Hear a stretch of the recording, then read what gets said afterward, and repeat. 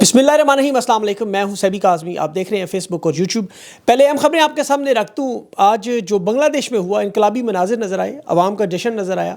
ज़ालिम जाबिर हसीना भारत से फ़रार होकर जो वज़ीर-ए-आज़म हाउस में दाखिल होते हुए इन 45 मिनट में इस पूरे मरहले में क्या क्या होता रहा, बांग्लादेश और पाकिस्तान की माओं ने तारीख कैसे रकम की, और आले शरीफ का बांग्लादेश का मॉडल भी आज बढ़ गया। नया मंसूबा अब क्या है वो मैं आपके सामने रखता हूँ भी तफसील से, क्या उस पर मामलात होंगे, बातचीत हो रही है। बांग्लादेश की वजह से पाकिस्तान के ताकतवर हलकों से और सियासतदानों में क्यों तशवीश की लहर दौड़ गई, उसकी मैं वजूहात भी आपको बताता हूँ। आज DGISPR भी बड़े बदले लेजे में प्रेस कॉन्फ्रेंस कर रहे थे, और आज की प्रेस कॉन्फ्रेंस में सबसे अहम मामला क्या था उस पर भी मैं तफसील आपके सामने रखता हूँ। तहरीक इंसाफ स्वाबी जलसे में सुनामी आ गया, ऐलानात आ गए, अडयाला जेल की तरफ लॉन्ग मार्च, और पंजाब में क़यादत को एहतजाज का लीड, और इसके साथ अगला चीफ जस्टिस कौन होगा, मुलाकातें शुरू हो गई। इन तमाम खबरों की तफसील मैं आपके सामने रखता हूँ। आज का दिन लाल और सब्ज़ रंग ना सिर्फ पाकिस्तान में नज़र आ रहा था, खान की रैलियाँ थीं, आपको पता है, आज़ादी के रज़ाकार, और ये अच्छा लाल और सब्ज़ रंग बांग्लादेश के झंडे में भी है, और ये भी आज सोशल मीडिया पर हर जगह नज़र आ रहा है। और तहरीक इंसाफ का तो लाल और सब्ज़ रंग का झंडा आपको पता है छाया हुआ है। तहरीक इंसाफ का जो सुनामी है स्वाबी में जो आज टकराया, एक मुहतात अंदाजे के मुताबिक 5 लाख लोगों का जिक्र है, ज़्यादा भी हो सकते हैं क्योंकि पूरे पाकिस्तान से लोग शामिल हुए। इस जलसे में हमाद अज़हर भी मंजर आम पर आ गए, मियाँ असलम भी मंजर आम पे आए, और हामिद रज़ा की ललकार भी थी, बहुत सारे रहनुमाओं की तकरीर थी, अली मोहम्मद ख़ान भी चिंगाड़ रहे थे। इस जलसे में आज बहुत सारी बातें थी। एक तो बड़ा अहम पैगाम था कि इमरान खान तो होगा। आज ये जलसा याद रखें इमरान खान के बगैर हो रहा है, लीडर के बगैर। तो लीडर के बगैर जो इमरान खान की 1 साल की कैद पर ये जलसा, जिसमें जितने लोग जलसा गाह में थे उतनी ही बड़ी तादाद मोटरवे पर फंसे हुए लोगों की भी थी। बहुत रश थी, जलसा गाह से बाहर भी बहुत लोग थे, कुछ लोग पहुंच भी नहीं सके, कई किलोमीटर तक रोड भी ब्लॉक थे। और जैसा मैंने कहा, सियालकोट से, पंजाब से डार ख़ानदान पहुंचा हुआ था, फैसलाबाद से आए हुए थे लोग, कराची से जो बड़े बड़े काफ़िले थे, हलीम आदिल शेख भी था। और हलीम आदिल शेख का तो ये बयान भी बड़ा अहम था कि अडयाला जेल यहाँ से सिर्फ 1.5 घंटा दूर है। जितने लोग बांग्लादेश में थे इतने ही लोग आज जलसे में थे, बस ये याद रखें। रेहाना डार साहिबा का भी खिताब था, उमर डार का, ज़रताज गुल का।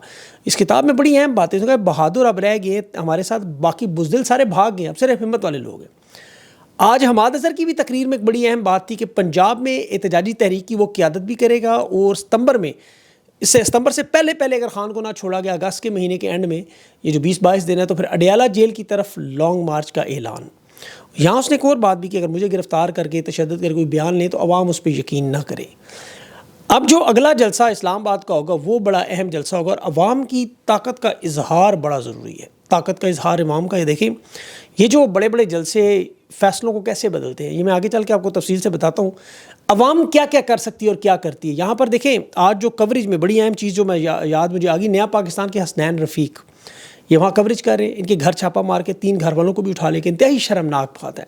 हसनैन रफ़ीक समेत वही लोग साफ़ी अपना काम कर रहे हैं। जैसे अगर दुनिया न्यूज़ और जियो न्यूज़ अपने यूट्यूब चैनल्स पर ये दिखा सकते हैं जलसा, तो हसनैन रफ़ीक भी यही काम करने गया हुआ, अपने यूट्यूब चैनल के लिए काम कर रहे हैं।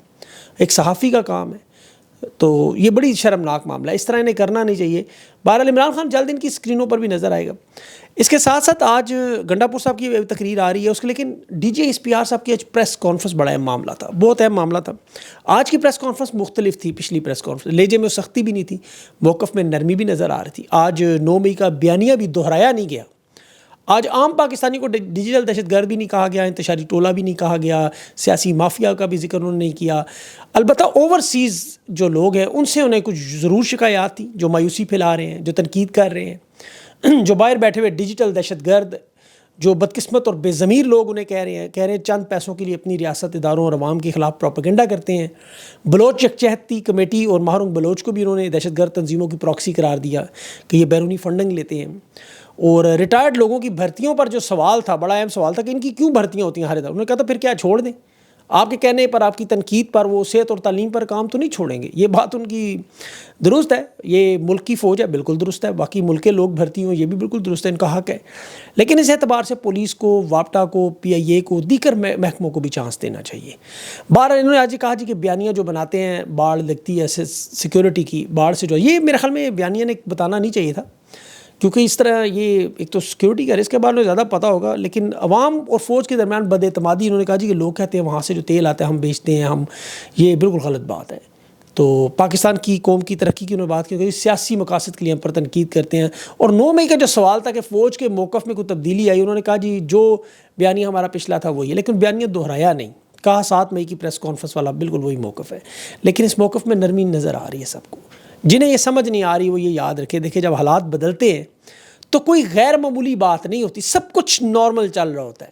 جس طرح بنگلہ دیش میں بالکل سب کچھ نارمل چل رہا, سب کچھ کنٹرول میں تھا. اور ابھی جو عمران خان کے معاملات ہوں گے وہ بھی ایسے ہی نارمل حالات میں عوام کو صرف نتیجہ نظر آئے گا, اور عوام انشاءاللہ سڑکوں پر پرامن انداز میں جشن منائے گی. یہ بڑا اہم معاملہ ہوگا. دیکھیں ابھی جو تازہ ترین اب ان کی جو سوچ ہے وہ بنگلہ دیش کے ماڈل کی سوچ تھی, اور جس میں یہ بات چیت سلسلہ باقاعدہ شروع ہو چکا تھا. یہ جس طرح آج وہاں تو بنگلہ دیش میں آپ کو پتہ ہے شیخ حسینہ کی تصویریں پھینکی جا رہی ہیں, تو یہاں پہ بھی شاید آل شریف اور زرداری کے ساتھ یہی ہونے جا رہا ہے. اسی طرح صدر ہاؤس اور وزیر اعظم ہاؤس میں ہوگا. یہ جس ماڈل پہ بات کرنا چاہ رہے ہیں, جو عمران خان کے سامنے پیش کرنے کا فارمولہ بھی ہے, ان کے صحافی جو ہیں پیغام رسان, یہ اس بیٹھ کے ان کو یہ ماڈل سمجھانے کی کوشش کر رہے ہیں. اور عام طور پر ایسے حالات پہ دیکھیں جو بنگلہ دیش میں ہوا, بالکل کہا جا رہا تھا کہ قومی حکومت بنائیں, دورانیہ 2 سال رکھیں, اس کے بعد پھر آپ نئے الیکشن کرائیں, جو پارٹی جیتے حکومت بنا لیں. مثلا نون league, Peoples party, MQM, Jamaat Islami, Tehreek Insaf, retired جرنیل, ممتاز بکلا, معیشت دان, ان سب کو ملا کے ایک حکومت بنائیں, ایک غیر متنازع وزیر اعظم لگائیں, تحریک انصاف کے تمام گلے شکوے دور کیے جائیں, نون لیگ, پیپلز پارٹی جہاں جہاں جس صوبے میں جس کی حکومت چلتی رہے وفاق میں تبدیلی کریں, سیاسی کشیدگی کو ختم کریں اور ٹیکنوکریٹس کے ذریعے کام چلائیں. اور اس سے آپ معاشی بحران سے نکلیں, اور پھر ہر جماعت کے بہترین بندے چن لیں, ان میں سے انتخاب کریں, اور اس کی نگرانی خود اسٹیبلشمنٹ کریں, اور پھر جتنے مخالفت والے ہیں ان کے ساتھ مفاہمت بھی کریں, مصالحت بھی کریں, اور خان کے کچھ مطالبات بھی منظور ہو جائیں. تحریک انصاف کو جو مینڈیٹ چھیننے کی خواہش, جو معاملات ہیں جو ان کی وہ بھی پوری کر دی جائیں. اور اس 2 سال کے وقت میں سب کو face saving, space, safe exit, یہ سارے معاملات بھی طے کر لیں. لیکن بدقسمتی سے یہ نظام چل نہیں سکتا. ایک تو بنگلہ دیش میں ابھی آپ کے سامنے یہ نظام بڑھ گیا, اور یہ کسی کی خواہش پر نہیں ہو سکتا, یہ عوام کروا سکتی ہے. بنگلہ دیش میں 1 مہینے سے پرتشدد احتجاج تھا. سابق وزیر اعظم شیخ حسینہ جو استعفیٰ چھوڑ کے اگرتلا ہندوستان بھاگیں, تازہ ترین کھانا ان کا وزیر اعظم ہاؤس میں پکا تھا. یہ 45 منٹ میں جو کچھ ہوا, جب عوام نے رخ کیا تو پھر شیخ حسینہ کو اسی طرح افغانستان کے صدر اشرف غنی کی طرح ہیلی کاپٹر میں بٹھا کے ملک سے بھگانا پڑا. 45 منٹ صرف اس کے اندر جو کچھ ہوا, یہ جو عوام نکلی, اور یہ کروڑوں میں لوگ بھی نہیں تھے مزے کی بھائی, اتنے ہی لوگ تھے 5-6 لاکھ جتنے آج سوابی جلسے میں ہیں. یہ عمارتوں پر بھی چڑھ گئے, انہوں نے قیمتی بطخیں بھی چوری کر لیں, یہ رنگ برنگی جمع کی مچھلیاں بھی لے گئے, اور ان کی کوشش تھی کہ حسینہ ہاتھ آئے, لیکن وہ نہیں آئی, ان کی ساڑی آ گئی ہاتھ میں, کوئی ان کے بستر پر جا کر لیٹ گیا, کسی نے محل پہ قبضہ کیا. اب ان نوجوانوں نے یہ فیصلہ کر لیا بنگلہ دیش کے, کسی مودی کے یار کو, کسی امریکی برطانوی کٹ پتی کو اپنے مسلط نہیں ہونے دیں گے.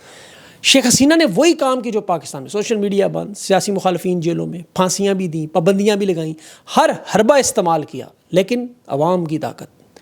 اور اس 45 منٹ کے اندر انہیں استعفیٰ بھی ان کا آیا, اور بنگلہ دیش کے لوگوں کو, نوجوانوں کو جنہیں دہشت گرد قرار دے رہی تھی, جنہیں اس نے کہا تھا کہ 16,000 لوگ 20,000 لوگ اس نے گرفتار کروائے, اپوزیشن کے کاغذات نامزدگی چھینے, مسترد کروائے, الیکشن کا بائیکاٹ کیا, اپنے امیدوار اٹھوائے, اپوزیشن کو باہر کر دیا, زبردستی بائیکاٹ, خود زبردستی وزیر اعظم بنی. یہ جماعت اسلامی پر پابندی لگا کے اسے کالعدم کرنے لگی, جیسے تحریک انصاف پر پاکستان میں الیکشن سے باہر کیا گیا, مینڈیٹ چھینا گیا, اب انہیں کالعدم کرنے کی کوشش کی گئی. سارا بالکل معاملہ وہی چل رہا ہے. اس کے بیٹے شیخ سجیب نے فیس بک پر ایک پوسٹ کی اور فوج سے درخواست کی کہ کسی قسم کے قبضے کو روکنے کے لیے اس غیر منتخب حکومت کو اقتدار میں نہ آنے دیں. یہ آرمی کا فرض ہے, لیکن آرمی نے عوام کی آواز سنی اور غیر قانونی حکم ماننے سے انکار کیا. انجام وہی ہوا جیسے سری لنکا میں دیکھیں راجہ پاکسے کے ساتھ ہوا, مالدیپ میں آپ دیکھیں کیا ہوا, نیپال میں کیا ہوا. یہ پورے جنوبی ایشیا کی پالیسی بدل ہے. یہ یاد رکھیں, شیخ حسینہ اپنی عوام سے اتنی ہی دور تھی جتنا اس کا والد عوام سے قریب تھا. شیخ مجیب کی بیٹی تھی, اسے بنگا بندو کہا جاتا ہے, بنگلہ دیش کا دوست, لیکن اپنے باپ کے نظریے سے ہٹی تو عوام نے باپ کا مجسمہ بھی توڑ دیا. کیونکہ عوام کی طاقت کو جب آپ کچل دیں تو پھر وہ مجسموں کو پوجا نہیں کرتے. یہ ان کی بدقسمتی ہے کہ وہ راستہ اختیار کر کے جس راستے کی مخالفت اس کا باپ ساری زندگی کرتا رہا. اور یہی عقل والوں کے لیے سب سے بڑی اس میں سوچ سمجھ کی بات ہے کہ بنگلہ دیش میں دیکھیں 350 نوجوان تقریباً وہاں بھی ضلع شاہ اس طرح کا شہید ہوا, جو لیکن اس کا نام ابو سعید تھا. نظریہ وہی ہے بالکل. شیخ حسینہ کا یہ جو فرار ہے, اس میں یقین کریں سمجھنے کے لیے بہت سی چیزیں, سیکھنے کے لیے بہت کچھ ہے, عوام کے لیے بھی سیکھنے کے لیے بہت کچھ ہے. 1 مہینہ یہ پرتشدد احتجاج ہو, یہ ساری ویڈیو جو آپ کو نظر نہیں آئی وہ نظر عوام کو وہیں, اب انٹرنیٹ کھلا دو, 350 تو شہید ہوئے جو ظلم و ستم ہوا. پھر آرمی چیف وقار الزمان نے قوم سے جو خطاب کیا اس نے کہا میں سب سے بات کر چکا ہوں, سول سوسائٹی سے بات ہو چکی ہے, امن و امان رکھیں گے, اور 9 نکاتی مطالبات تھے ان کے وہ ہم تسلیم کریں گے. لیکن یہاں بڑی اہم بات اس نے کی, اس نے کہا کسی عوام پر ہم ظلم نہیں کریں گے اور کسی کو معافی بھی نہیں دیں گے. پولیس والوں سے استعفے بھی لیں گے, تمام یونیورسٹیوں کے جو تینوں چانسلر وہ بھی استعفے دیں گے, زخمی اور مرنے والوں کو معاوضہ بھی دیں گے, تعلیمی ادارے ہاسٹل کھولیں گے, کوئی انتقامی کارروائی کسی کے خلاف نہیں ہوگی, اور عدالت کے فیصلے پر عمل درآمد بھی ہوگا. اس کے بعد یہ سب سے بڑا شیخ حسینہ کے استعفیٰ معاملہ تھا وہ بھی ہو گیا. اور پھر سول نافرمانی کی تحریک کو انہوں نے درخواست کی بند کریں, اپنے اپنے گھروں جائیں, تعاون کریں, صبر کریں, بہتر مستقبل ہوگا. یہ بڑا اہم معاملہ تھا. موبائل فون, انٹرنیٹ, یہ جتنی پابندیاں تھیں وہ ساری انہوں نے ہٹا دیں, کیونکہ یہ مظاہرین نے آپ کو پتہ ٹیکسز اور بل ادا کرنے سے انکار کرے. سول نافرمانی کی تحریک تھی, اور بنگلہ دیش کے جو سابق آرمی چیف ہیں, آرمی کے افسران ہیں, انہوں نے بھی اپنی فوج سے درخواست کی, اپیل کی کہ آپ طلباء اور ان ہجوم کے سامنے مت آئیے. انہوں نے مان لی. اب عبوری حکومت فی الحال بنائی جا رہی ہے, اور پھر صاف شفاف الیکشن کروائے جائیں گے. اس عبوری حکومت میں انہوں نے 18 رکنی کابینہ بنائی. اس میں سابق گورنر بھی رکھے ہوئے ہیں, بیوروکریٹس بھی ہیں, فارن سیکرٹریز ہیں, پولیس کے سابق لوگ ہیں, یونیورسٹیوں کے 2-3 ڈین ہیں, مطلب چانسلرز ہیں, 4 ریٹائرڈ جرنیل بھی ہیں. ہر شعبے کا ماہر بندہ لگا کے 18 رکنی کمیٹی انہوں نے بنا دی. زیادہ تر پڑھے لکھے لوگ ہیں یہ جو اچھی شہرت رکھتے ہیں. اب اس سے وہ معاملات چلائیں گے, ظاہر اسٹیبلشمنٹ نگرانی کرے گی, اور جو ہی صاف شفاف الیکشن ہوں گے پیچھے ہٹ جائیں گے. اب 2 پریس کانفرنس ہوئی تھی, ایک بنگلہ دیش کے آرمی چیف وقار زمان کی جس نے کہا ہم اپنی قوم پر کوئی ظلم و ستم نہیں کریں گے, ان کی بات تسلیم کریں گے, اور مان لیا. اور ساتھ انہوں نے یہ بھی کیا کہ اوورسیز جو بنگلہ دیشی ہیں وہ ملک میں انتشار نہیں پھیلا رہے. انہوں نے نہیں کہا, پوری دنیا میں بنگلہ دیش کے لوگوں نے ان حالیہ معاملات پر مظاہرے کیے.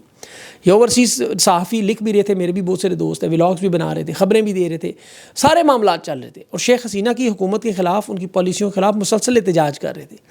لیکن مجال ہے کسی کو غدار ڈکلیئر کیا ہوگا, کسی کے پوسٹرز لگائے گئے ہوں, کسی کو کہا کہ یہ بیرونی فنڈنگ لے رہا ہے, یا اس سے بنگلہ دیش کی ترقی رکے, یہ کوئی پروپیگنڈا کر رہا ہے. کسی نے انہیں تنگ نہیں کیا. عدالتی معاملات پر یہ کوئی ایسا معاملہ نہیں ہوا, ان پر کوئی کیسز نہیں ہوئے. بہرحال یہ ان کا ملک تھا, آج دیکھ لیں آپ کے سامنے ہی ہے. اب سپریم کورٹ کی چیف جسٹس کی بات کروں. ابھی ایک تو خبر یہ چل رہی ہے کہ جس طرح لاہور ہائی کورٹ میں 3 سینئر ججز میں سے ایک کا چناؤ کر کے چیف جسٹس بنایا گیا, اسی طرح آپ سپریم کورٹ میں بھی پہلے 3 سینئر لوگوں کو لے کے ان میں سے ایک چن لیں گے, اسے بنا. لیکن میرے خیال میں یہ ناممکن ہے, یہ بہت مشکل ہے. ابھی اٹارنی جنرل کی جو آنے والے چیف جسٹس منصور علی شاہ سے ان سے ملاقات ہوئی, اور یہ اسی سلسلے میں ہوتی ہے حکومت کی طرف سے جب آنے والا چیف جسٹس ہو. اب یہ یاد رکھیں حکومت پر اعتماد تو نہیں کیا جا سکتا, اس طرح کی وارداتیں سوچتے تو رہتے ہیں, لیکن میرے خیال میں کامیابی نہیں ہو سکتی, کیونکہ چیف جسٹس منصور علی شاہ کے بڑی بھاری اکثریت میں, اور وہ بھی جو نیشنل جوڈیشل میں دیکھیں آٹومیشن کمیٹی لا رہے ہیں, کمپیوٹرائز سسٹم کر کے. یہ جو بینچ کا معاملہ ہے, یہ جو پہلے قاضی صاحب کرتے تھے پھر اب 3 رکنی, یہ سارا کمپیوٹرائز کرنے جا رہے ہیں تاکہ یہ سارا فساد ہی ختم ہو جائے کہ بینچ کمپیوٹر ڈیسائیڈ کرے گا کون سا کیس کس بینچ کے پاس جانا ہے. تو منصور علی شاہ بڑی بہترین چوائس ہے, لیکن دیکھیں اب حکومت کوشش کرے گی تو صحیح روکنے کی. 9 مئی کے کیسز میں جج ارشد وحید ہے, ان کی عدالت میں آج شاہ محمود قریشی کی بھی 8 اگست کی جو ہے وہ ہیئرنگ لگ چکی ہے. آج زین قریشی نے جلسے میں بڑی کھل کے باتیں کی ہیں.